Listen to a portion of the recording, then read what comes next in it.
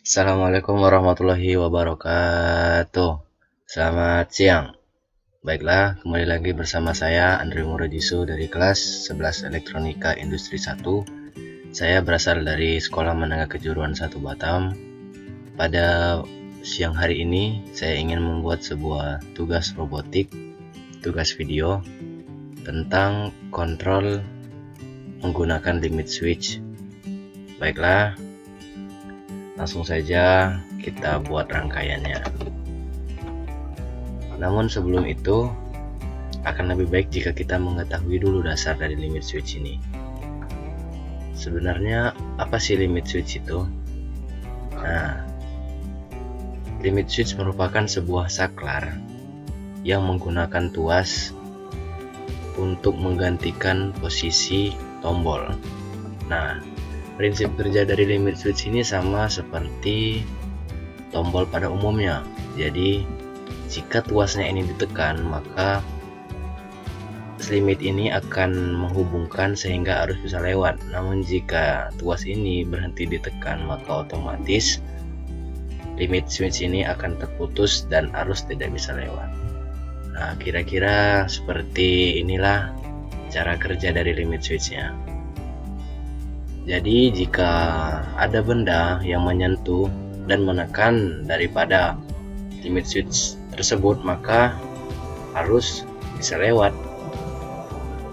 Namun jika dia berhenti ditekan, maka arus tersebut tidak bisa lewat sehingga lampu ini tidak bisa menyala. Baiklah, mungkin itu sedikit saja tentang gambaran bagaimana cara kerja daripada limit switch. Untuk itu langsung saja kita buat rangkaiannya. Pertama, kita akan membuat rangkaian menggunakan silinder kerja tunggal. Untuk itu kita cari dulu silindernya, yaitu single acting cylinder. Kemudian kita cari katup 3/2 dan kita cari kompresor. Kemudian yang nomor 1 ini merupakan input, kita hubungkan ke kompresor.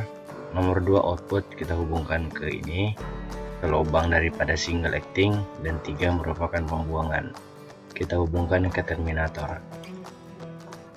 Kemudian kita ubah di sini, kita menggunakan 2 pneumatik, maksud saya solenoid. Kita langsung santai saja. Ini S1, ini S2.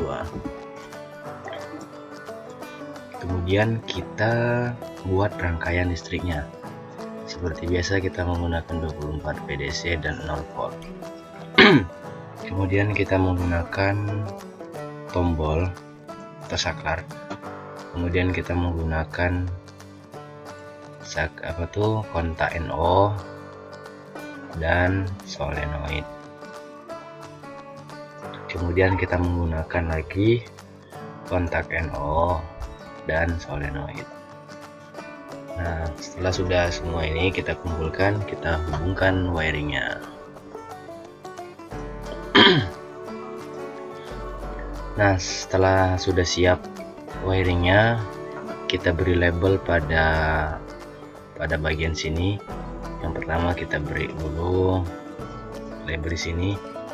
Solenoid yang ini dengan yang ini tuh berhubungan sehingga kita harus memberinya dengan label yang sama, yaitu kita beri S1. Yang ini berhubungan dengan S2 sehingga kita beri juga label S2. Oh ya, jangan lupa memberi label pada ininya ya, singernya. Kita klik 2 kali label, kemudian kita tulis LS1 dan LS2. Pada ini posisinya kita atur posisi awal yaitu posisi 0, dan LS2 kita atur posisi akhir. Kita tengok di sini posisi akhirnya adalah 50, jadi kita tulis ini 50. Kemudian kontak NO ini terhubung dengan LS1 sehingga kita beri nama sini LS1. Kemudian yang ini kita hubungkan ke LS2 sehingga namanya adalah LS2. Baiklah, sudah jadi kawan-kawan rangkaiannya. Jika kita sudah yakin, maka langsung saja kita mainkan. Untuk melihatnya kita harus klik tombol yang ini dulu. Kita klik. Nah, sudah berhasil. Ya, jalannya itu bisa lebih lambat, maka kita harus menggunakan one way flow control. Kita rotate 90 derajat. Terus ininya kita atur 40 saja. Nah, sudah jadi daripada rangkaian pertama kita menggunakan silinder kerja tunggal, mana dia hanya menggunakan satu lubang angin saja. Jadi dia mundurnya itu tidak dengan angin, namun dengan gas. Nah, jadi bagaimana cara kerja daripada rangkaian ini? Jadi, jika kita menekan saklar ini, maka arus langsung melewati LS1, saklar kontak NO1, karena posisi awalnya adalah NC dan masuk ke S1. Jika dia masuk ke S1, otomatis S1 ini akan maju dan silinder akan juga maju. Nah, jika dia sudah maju dan mencapai posisi LS2, maka LS2 ini akan tertekan sehingga dia akan menutup dan ini terbuka. Jadi ketika dia ini menutup, arus akan melewati sini dan menyalakan S2 sehingga dia akan mundur. Kira-kira seperti ini. Jika kita tekan, dia akan lewat dan dia akan menutup dan ini akan terbuka. Nah, tadi kan kita sudah membuat nih kontrol dengan limit switch pada silinder kerja tunggal. Sekarang kita akan membuat kontrol limit switch pada silinder kerja ganda. Pertama tentunya kita memerlukan double acting silinder, kemudian kita memakai one way flow control. Kita perlu 2 biji, kemudian kita atur 40, kita copy, lalu paste. Kemudian kita memerlukan katup 5/2 dan sebuah kompresor. Kompresor kita hubungkan ke nomor 1. 53 pembuangan kita hubungkan ke terminator. 4 kita hubungkan ke one way ke silinder. Begitu juga dengan yang satunya. 4 dan 2 merupakan outputnya. Kemudian kita beri aktuasinya ini yaitu solenoid. Kita beri label S3 dan S4. Kemudian kita beri label juga di sini LS3, kita posisi awal yaitu 0. LS4 kita beri posisi akhir yaitu 100. Nah, setelah selesai teman-teman, kita buat lagi rangkaian elektropneumatiknya. Oke, kita cari 24 VDC dan 0 VDC.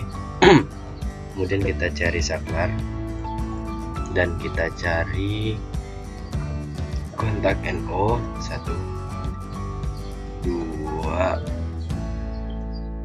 3 dan 4.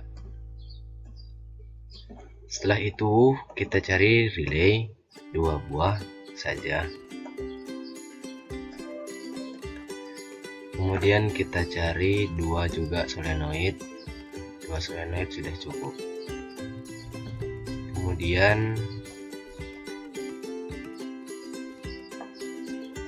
Kemudian kita hubungkan saja wiringnya.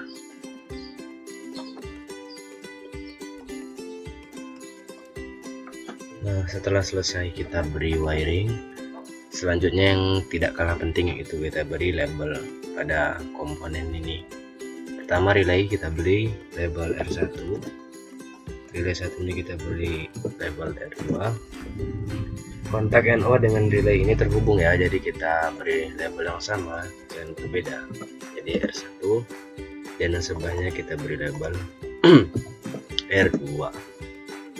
Kemudian solenoid yang ini, power solenoid terhubung dengan S3, sehingga kita beri nama S3 dan S4.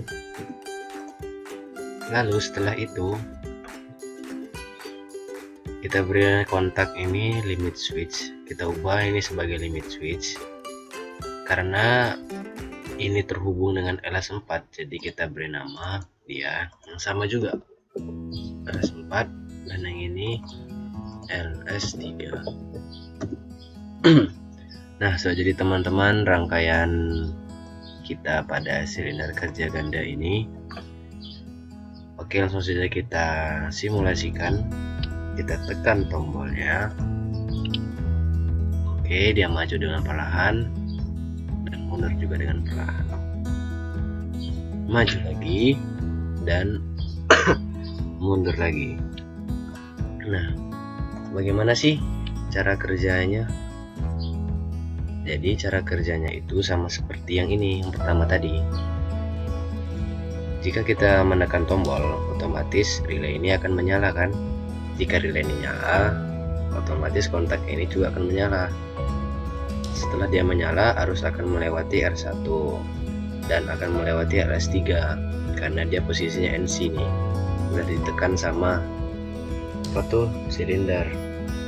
Terus dia masuk ke S3. Karena dia masuk S3, otomatis S3 akan maju dan silinder pun akan maju.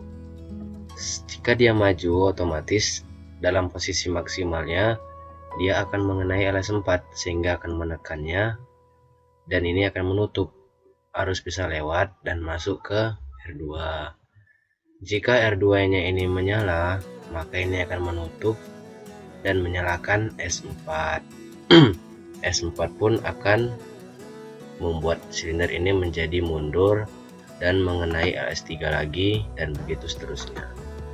Namun LS3 maupun LS4 ini tidak bisa menyala secara bersamaan. Jadi jika ini mati, ini hidup, ini mati, begitu.